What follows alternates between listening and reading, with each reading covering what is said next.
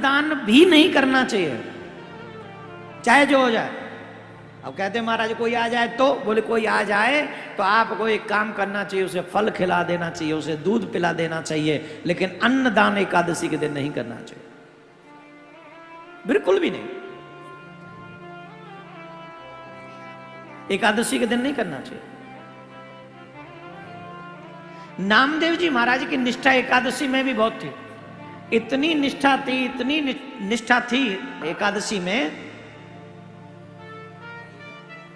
कि खुद भी व्रत रखते थे, बच्चे भी व्रत रखते थे, पत्नी भी व्रत रखती थी, और कोई आ जाए तो उसको भी व्रत करवाते थे।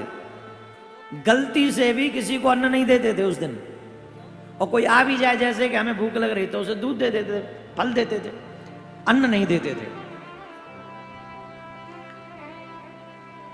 एक दिन की बात महाराज, ये चर्चा जग विदित हो गई कि एकादशी कोई किसी को भोजन नहीं कराता।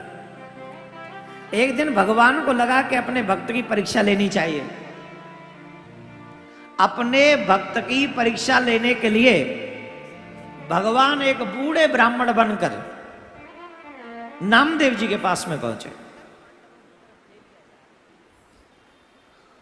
और बूढ़े ब्राह्मण बनकर जब नामदेव जी के पास में पहुंचे, एकदम बूढ़े, चला ना जाए ऐसे चल रहे थे, धीरे धीरे धीरे धीरे।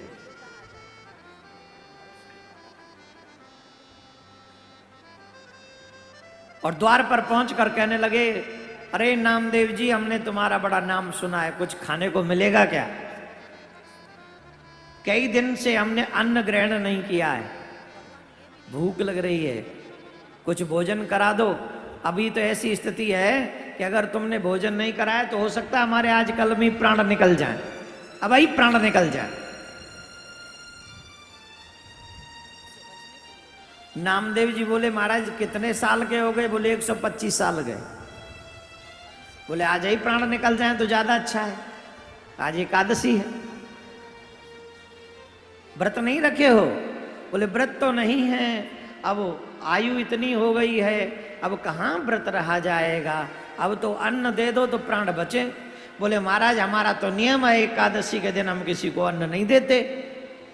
अरे तुम नहीं दोगे तो हमारे प्राण निकल जाएंगे। बोले तो अच्छी ही बात है, एकादशी है, आज के दिन तो भगवान के द्वार, धाम के द्वार खुले रहते हैं, चले जाओ। अरे नहीं नहीं नामदेव, तुम्हारा बड़ा नाम सुना है, क्या तुम हमें अन्न भी नहीं दे सकते, भोजन नहीं करा सकते? अब तो महाराज गांव के लोग भी इकट्ठे हो गए, कोई बूढ़ा बाबा आया है, ब्राह्मण देव कोई, और नामदेव भोजन नहीं करा रहा है। तो ऐसे समय में जब ऐसी स्थिति हो जाए तो तमाशकीन तो इकट्ठे हो ही जाते हैं। आगे अरे अरे महाराज महाराज महाराज, कोई बोले हम ब्राह्मण है, हमारे यहाँ चलो हम भोजन कराएंगे, कोई कहे महाराज हमारे यहाँ चलो। वो बूढ़े ब्राह्मण बोले भोजन करेंगे तो इन्हीं के यहाँ करेंगे, नहीं तो यहीं मरेंगे, इन्हीं की चौखट पे मरेंगे, इन्हें ब्रह्म हत्या लगेगी। अगर इन्होंने हमें भोजन नहीं कराया तो हम इन्हीं की चौखट पे मरेंगे और इनको ब्रह्म हत्या लगेगी।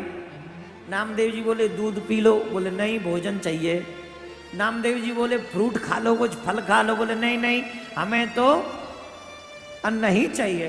बोले तो महाराज हमारा तो नियम है, अन्न तो हम नहीं देंगे। बोले हम मर जाएंगे, तुम्हें ब्रह्म हत्या लग जाएगी। बोले जैसी आपकी कृपा, आप जो चाहे सो करें। और महाराज ठाकुर जी आए तो थे परीक्षा लेने, जब ठाकुर जी लुढ़क गए, लुढ़क गए ठाकुर जी, प्राण छोड़ दिए अपने।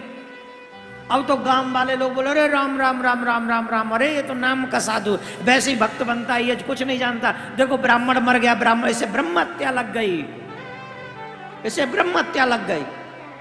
हम इसे अपनी समाज से निकालते, हम अपने गांव से निकालते, न जाने क्या क्या बोल दिया सबने। और नामदेव जी वहीं बैठ के नाम जपते रहे, सब बोल बाल के चले गए, उन पर कोई फर्क नहीं, वो बैठे रहे। अब सुबह हुआ और ब्राह्मण देव वहीं पड़े चौखट पे ही गए, वो ऐसे ही पड़े।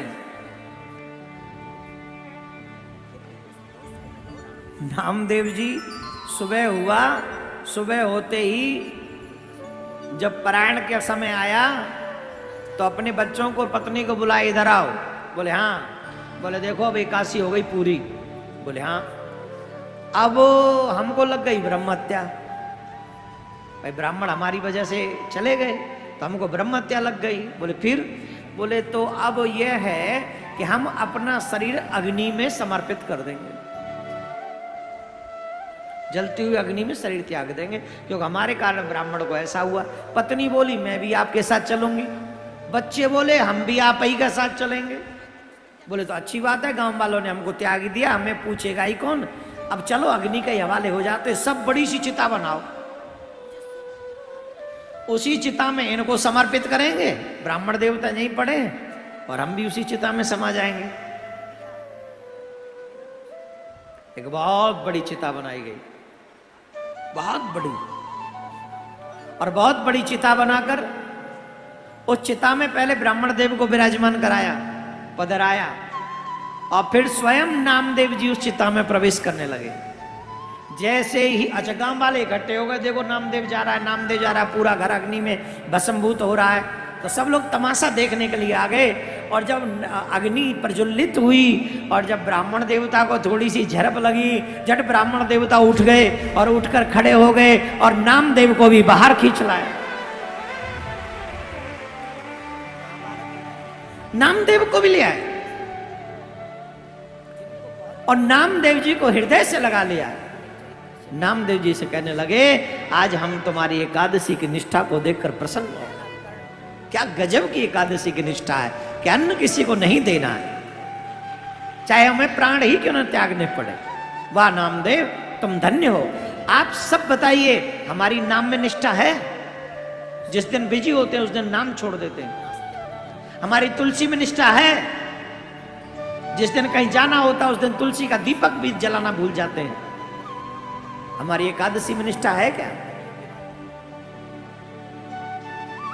जरूरत पड़ने पर वो व्रत भी नहीं करते।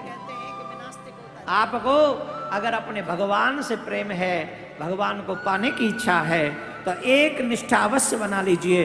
और हमको लगता है कि अगर तुम भागवत निष्ठा ही बना लो कि जहां भी होगी हम कथा में पहुंच जाएंगे, इतनी निष्ठा भी हो जाए तो तुम्हारा कल्याण हो जाएगा। ऐसे धीरे से काम नहीं चलेगा, और जोर से बोलना पड़ेगा, और जोर से।